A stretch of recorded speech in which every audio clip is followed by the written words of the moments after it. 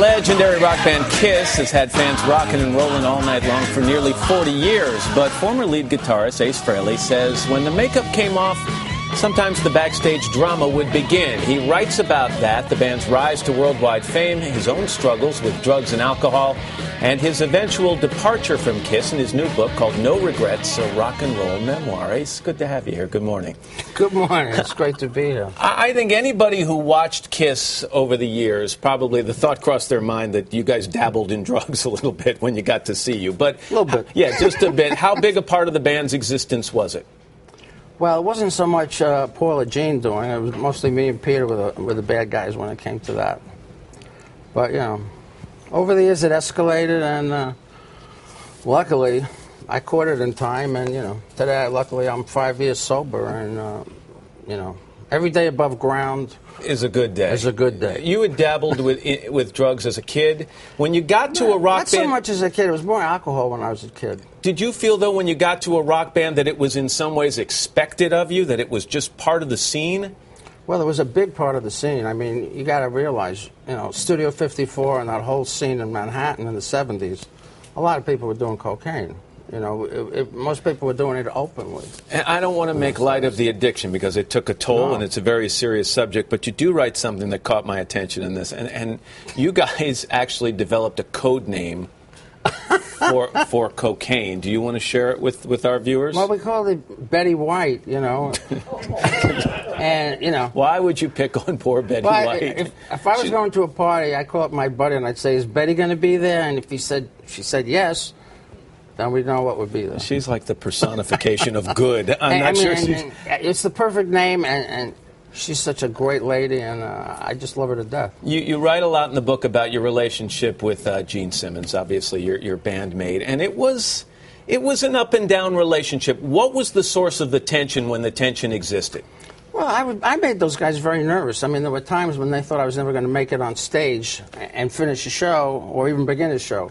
But somehow, some way, I always ended up, you know, coming through. And a lot of people think there was a love-hate relationship going on with me and Gene, and it appears that way more to people outside looking in. But, you know, me and Gene actually have a good relationship. You know, I had lunch with him at the Beverly Hills Hotel about 5 weeks ago. Yeah, but you do write, so you call him a loner. You question whether he had a sex addiction.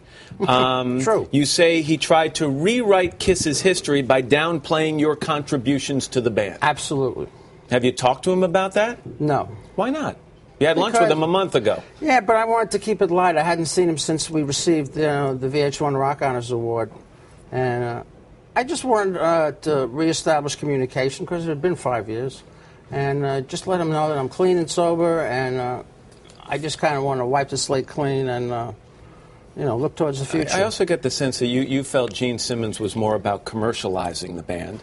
And it's very businesslike. And you seem to want to be more in the rock and roll for art for art's sake. Well, one of the reasons I left the band was, I mean, I got into rock and roll because here I am, you're getting paid for something you love to do. When it wasn't fun anymore, it was time to go.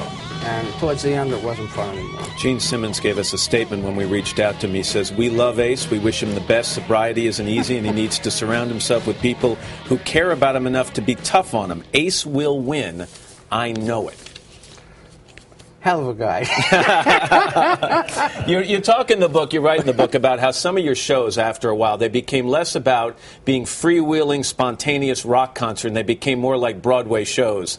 And you even talk about how choreographed they came, and they were dangerous after a while. Well, they had to be choreographed because we had smoke bombs and flash pots and all sorts of stuff going on. So if we're at the wrong place at the wrong time, you know, you get blown up. You get your head blown off if you were supposed to be there. That's why you got a flash pot in the head. I mean, Gene's hair went on fire a couple of times. You hated playing the song "I Was Made for Loving You." Why? Well, my wrist used to cramp up. You know, I played that chugga chugga chugga chugga chugga. You know, I'm doing this for like you know, 6 minutes. Yeah, and my wrist is ready to fall off, and it's ready to cramp up. You know, plus, I mean, it was kind of it had a disco feel to it, and I was never a big disco guy. When you look back, every kid or a lot of kids dream of being rock stars. You've lived it and now extricated yourself from it. Was it everything you expected it would be? Everything and more, but, you know, there was also a dark side to it, and a lot of that had to do with my addictions. But luckily, I was able to conquer my demons. But I'm just excited about being an author. Yeah, you're kidding. After all these years. I'm making the transition from guitar god to author, Ace Frehley, it's great to see you. Good to have you here. So I want to much. mention to people that you're going to be back with Hoda and Kathy Lee in the 4th hour. Right. And again, the book is called No Regrets, a rock and roll memoir.